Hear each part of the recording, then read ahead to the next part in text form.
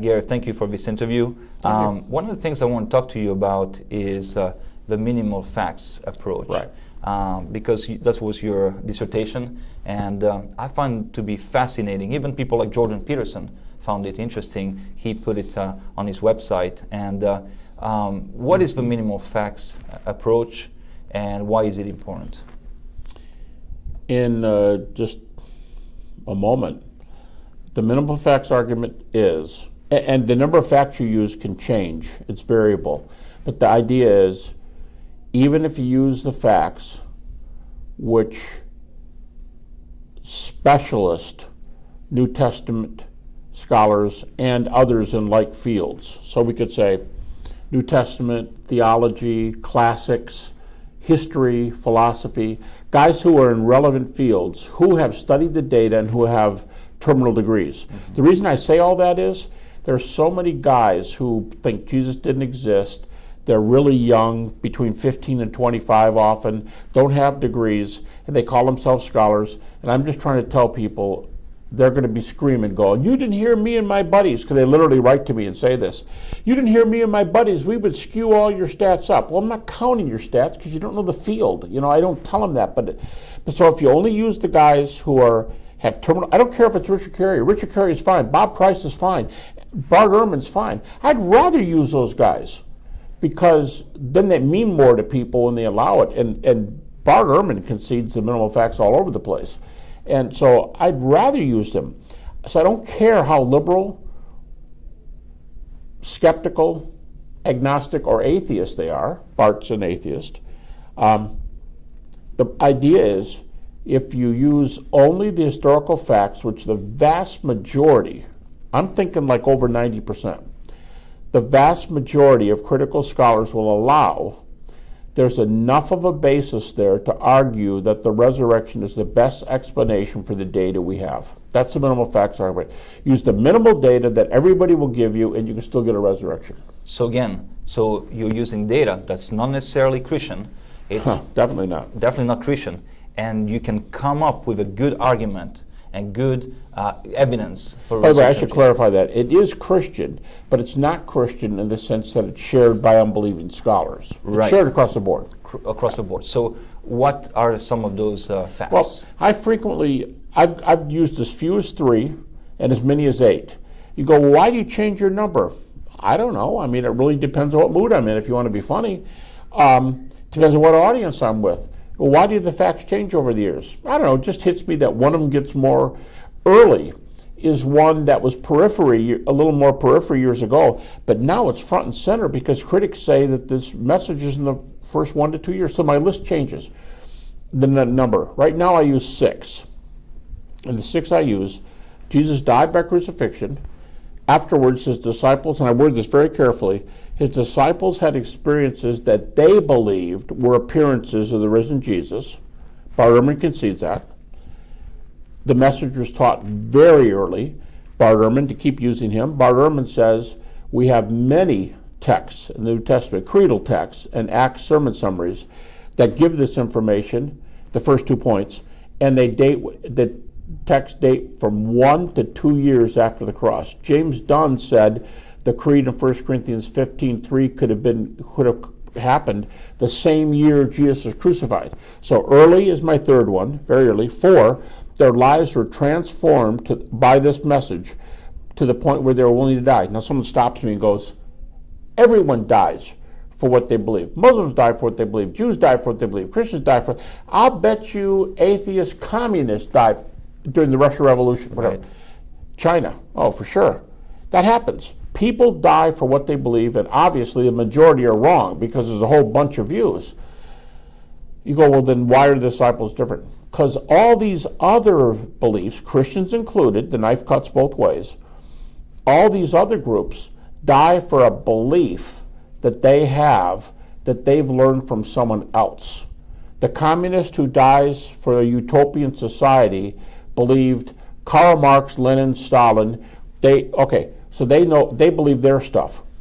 Muslims believe their sources. Hindus believe their sources. Everybody believes their own sources. They're dying for their beliefs.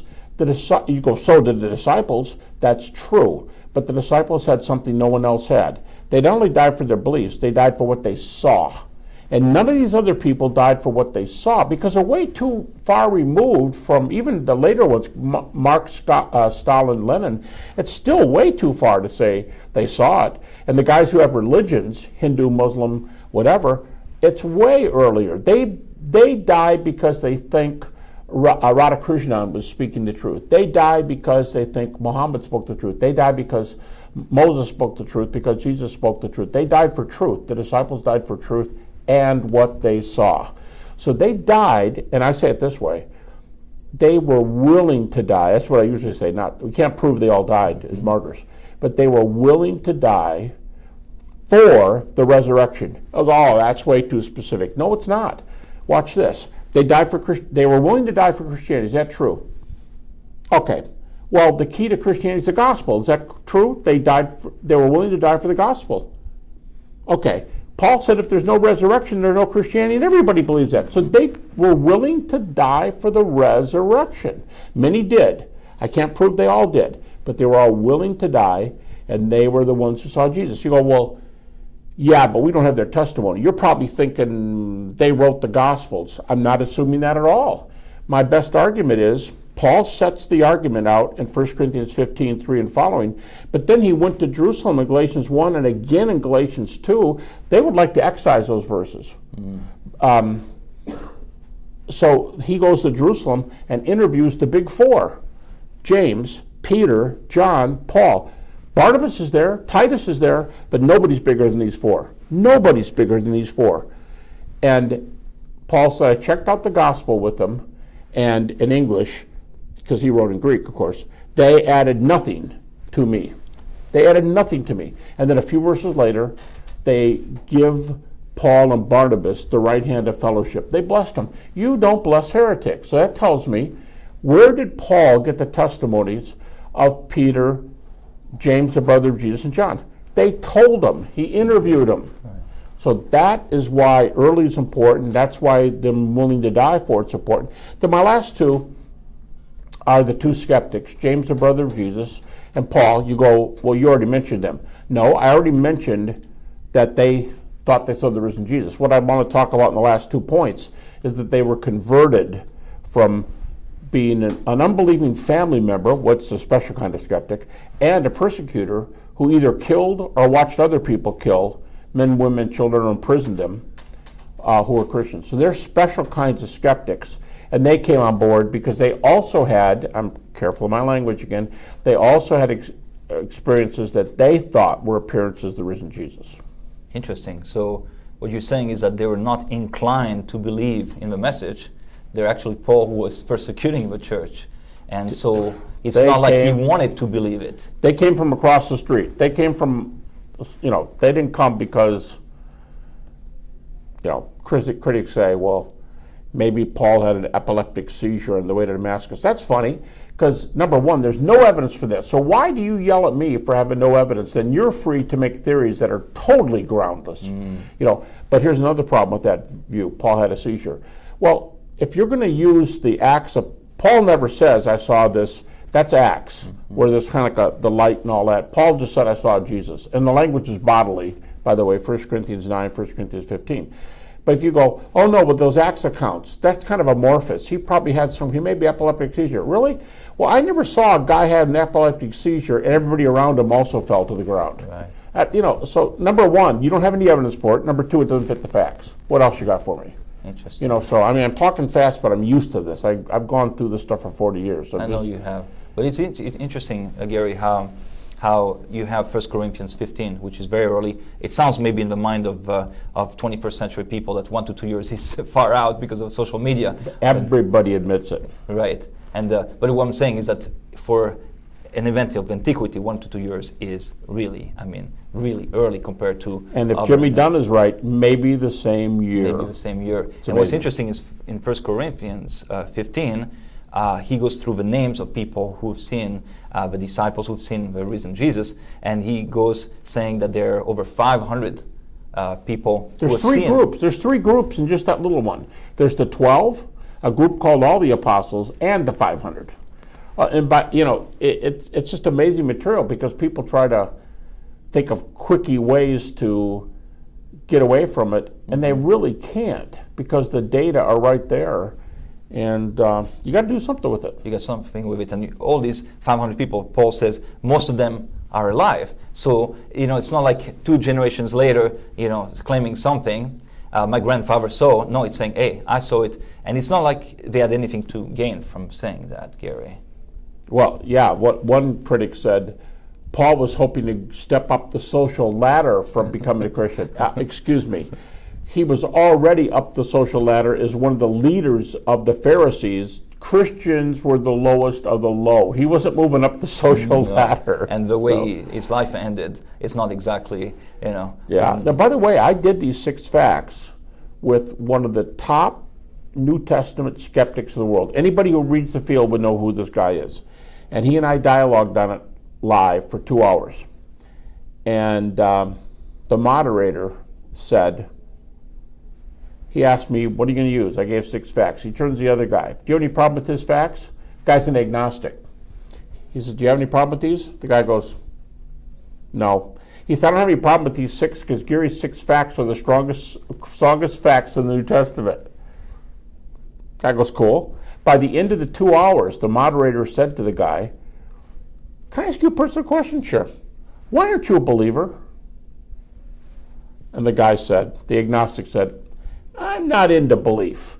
I'm into New Testament as a discipline. I'm not into belief. And as someone who heard it said to me, what he was saying was, 4 words, I don't want to. That's what he was saying, I don't want to.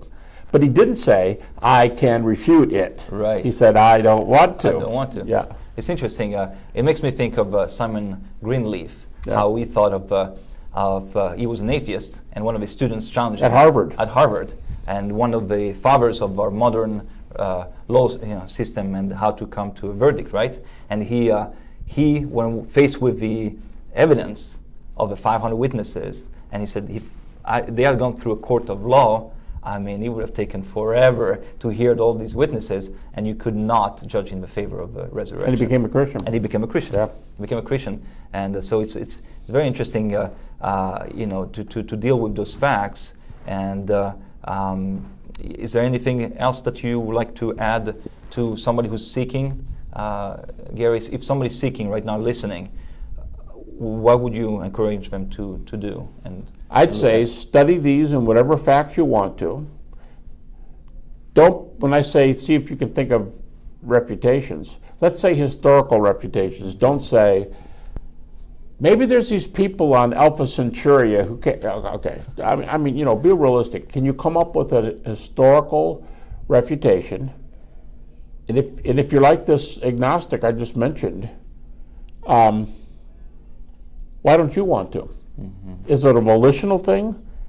Yeah, right now I want to, I'm between 18 and 30 and I want to sow my wild oats, and after I settle down with somebody and start having kids, maybe I'll come to faith. You know what I mean? It's like, well, my lifestyle right now isn't conducive to that. If that's your reason, well, hey, I can respect that in this sense. Mm-hmm. I can respect it in the sense that if you're saying I'm exercising my free will, that's your right. God gave you your free will. So I understand you exercise your free will. But if you're really interested to see if there's an afterlife and a kingdom, I'd say look at the facts. Now the next question is, can you disprove it? If you can't, what are you sitting there for? Right. It's powerful. If you can disprove you. When I first became when I was seeking for the truth, and I looked at the evidence for the resurrection, and through your books and some other work, it was overwhelming. And then I said, you know what? Let me see what critics have to say about alternatives to the resurrection. And I was a little scared. I thought I would, find some good arguments against it. And there's almost none. And that really made me my search for the truth and believing in the resurrection made it even stronger. The case, because when I looked at the alternatives, they were quite weak. Could you mention something to that? Yeah, I was just say I wrote an article 20 years ago that said naturalistic theories had a slight increase in the previous 2 decades. All right, since that time, 2000, there's been a radical drop-off. the guys who will pick a theory are generally, if you do a head count, the people who will pick a theory are generally old. They're older scholars who have more guts, who are stepping out there. The younger guys, almost very few of them will step up to the plate and go, yeah, I'll take this, I'll take that. Almost none of them do anymore. The guys who do it are Garrett Ludeman, John Shelby Spong, guys who, Bart Ehrman just recently said in one of our more recent books, I'm not going to pick a naturalistic theory anymore. Oh, wow. Well, I think the reason they would vociferously deny this, I think the reason is if they pick a theory, Bart even says it. He goes, I know what they're going to do because I used to do it. He said I was an evangelical. If you pick a theory, they're going to go after you. In fact, he said they're going to be something like they're going to be licking their chops like a hungry dog. They want you to pick a theory because they're going after you. So what do the critics not do? Pick a theory. And they just go do amorphous things like this. It's a bunch of bull. You know, eyewitnesses didn't write those Gospels. Sorry, I didn't use the Gospels. What else you got for me? Well, I don't know. You conservative Bible thumpers, they'll say things that are like incendiary, sometimes not, but they'll say things that sound like they're giving an answer, but they're not giving a response to the resurrection. A person in the crowd could say, whoa, he's got a basket full of doubts there. Not one of them, very possibly not one of them was on the resurrection. Okay. Like I said, well, the Old Testament had commands genocide, let's just say. Well, I think we can deal with that. We got some people here who deal with it. But I would say, what's your problem? Let's just say, for the sake of the argument, yes, the Old Testament teaches genocide. Just if that shuts you up, fine. Sure. Now, can we talk about the resurrection? What about genocide? Hey, I'll handle that. Let's you and I have lunch next week. Let's do it. But right now, don't get me off the subject. I want you to respond to the deity, death, and resurrection of Jesus. Well, I don't think. Keep going. Well, I think you early earthers are nuts. Nobody believes that in science. Yeah, thank you for that. Now, can you respond to the resurrection? You have to keep them on task and coming back. So Michael Cohen and I frequently go, and?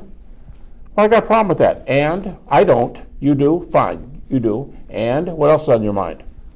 Aren't you going to answer me? I want to talk about the resurrection.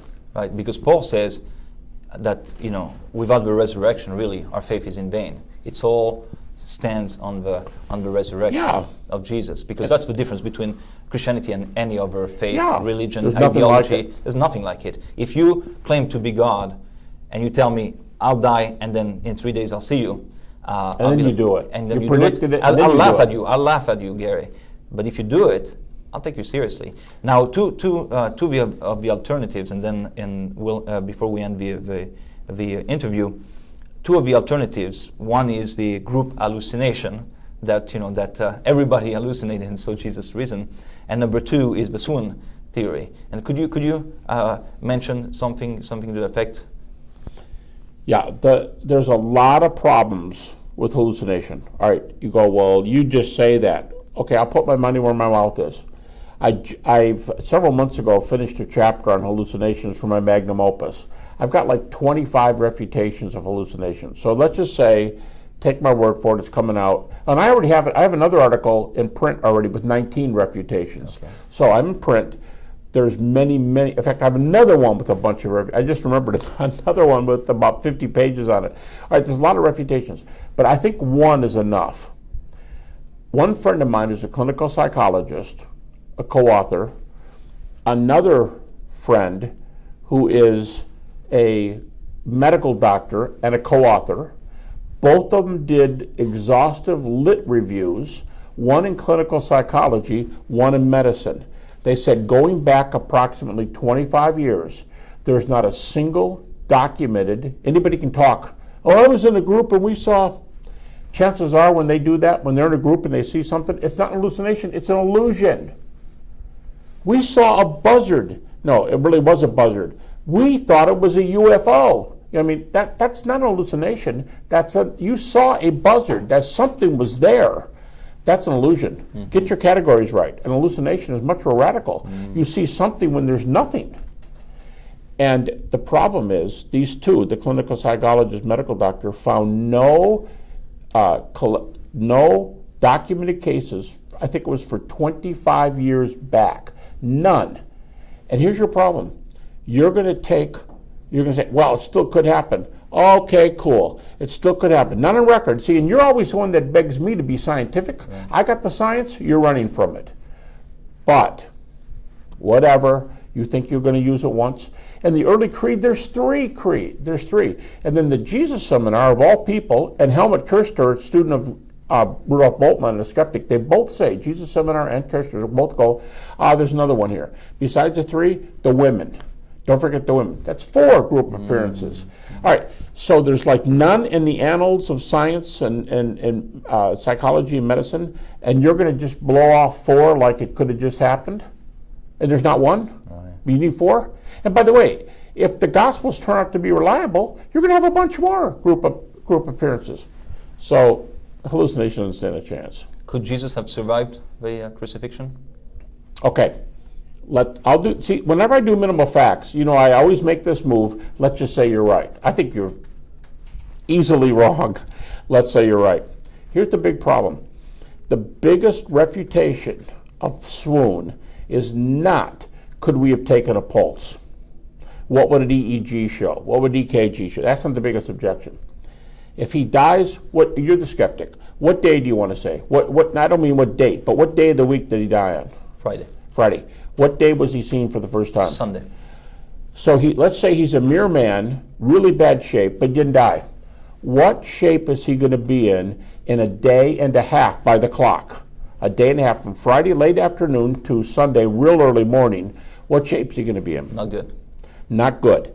Nails, people could say, and people do say this, maybe he was tied. Let me tell you something. There's almost no tied. There is 1 or 2, but there are almost no tied references in the crucifixion data. The nail, not only are the nail data far more common, Jews thought it was good luck to hang on to the nails. Nails are much more prominent. So, if the guy who comes out on Sunday morning was nailed, and I could keep giving you details forever. One skeptic who took this view 200 years ago said, well, let's just exempt the nails in the feet. You know why? He wanted them to be able to walk, okay, but you're just exempting things that help your theory. You don't have data. Why would I put nails in the hands and tie the feet? I mean, so what shape is he in a day and a half later? Nails in his, we can forget the hands for now, but wrists actually, so he's nailed to the feet. He may or may not have been stabbed to the side, depending on where you are on that day. He's asphyxiating. If he didn't die, he was pretty darn close. He was whipped almost to death. And he's going to get up and walk to wherever the disciples are in the city. Let's say it's a quarter of a mile away. We'll be kind. It might have been a lot further. He walks a quarter of a mile. I'm not a hunter, but people who track deer could track Jesus. They track a deer in the woods from blood. They could track Jesus on flat land, on dirt, from the tomb to the disciples. He's bleeding. He's pale. They open the door, and he can barely walk, and they go, raised from the dead. It's a total joke. This is what they would say. I praise God that he spared you. I can see that. I praised God that he spared you. Here's Peter. Adam, a pan of hot water and a rag. Mary, go get the physician down the street. And Peter's going to start giving directions.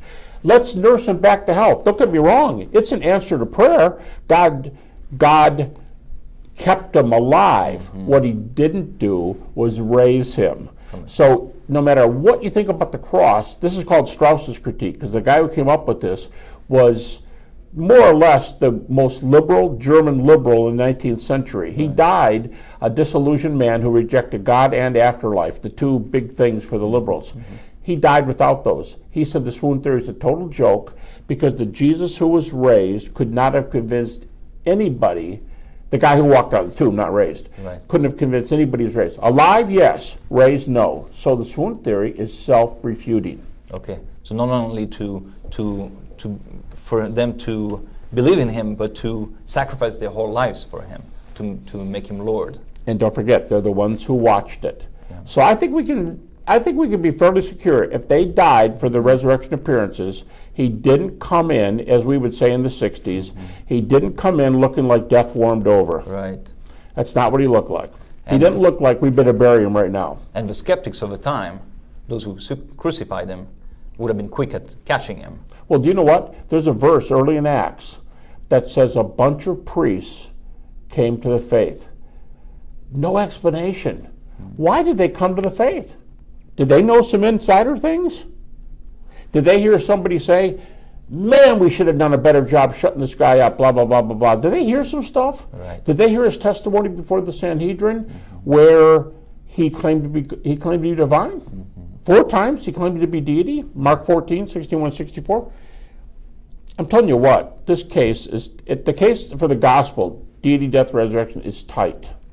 Very tight. It's beautiful. Based on their data. On their data. That's the beauty, and we'll end it there. That's the beauty of a minimal facts approach, and that's why I love it so much. I encourage you to look into it, because it really takes a look objectively at the information. Forget about just having a presupposition from a Christian perspective, but looking at it from an objective perspective of all scholars, believing and unbelieving scholars, and looking at the alternatives like we just did. Yeah. And because it is crucial to look at that evidence and to come to a decision for Christ. Many of them will say, objective? It's not objective. Where does he teach stinking liberty, and where does he get his degrees? Blah, blah, blah. He's been a Christian he's been a pastor. That's not objective. I go, time out. It's not my data. Get it from John Shelby Spong. Get it from Garrett Ludeman. Get it from, and they go, well, Ludeman admits all your facts, but he thinks it's a hallucination. Let's talk hallucination. No matter where you have it. But I resent it when they want to pass it off as, it's some Christian, it's not objective. No, I got it from Bart, I got it from Ludeman, I got it from Spong, I got it from Don Crossan, I got it from Marcus Borg, I got it from Dale Allison. The most respected skeptical scholars. So. And I respect people who are willing to openly debate those things, which you have done more than once. Enough till I'm tired. I'm tired of hearing their objections and finding out their objections are either emotional or volitional, not factual. They hide behind factual, and then they go, what if it's Alpha Centauri? It's like, yeah, you're being real factual. Thank you, Gary. Thank you very much for your friendship, for your scholarship. I encourage you to look at the facts objectively, remove the emotions from it, because you may have some emotional reasons not to believe. Just look at it from a evidential and at the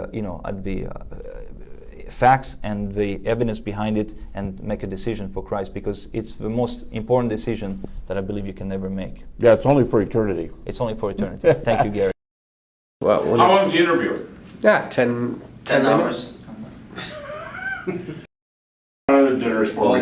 It's my pleasure. You're my buddy. You're my favorite. So. My favorite. My wife won't even say that. You guys remember that? Because I don't live with you. That's why you do. That's why you're my favorite. Right? All right.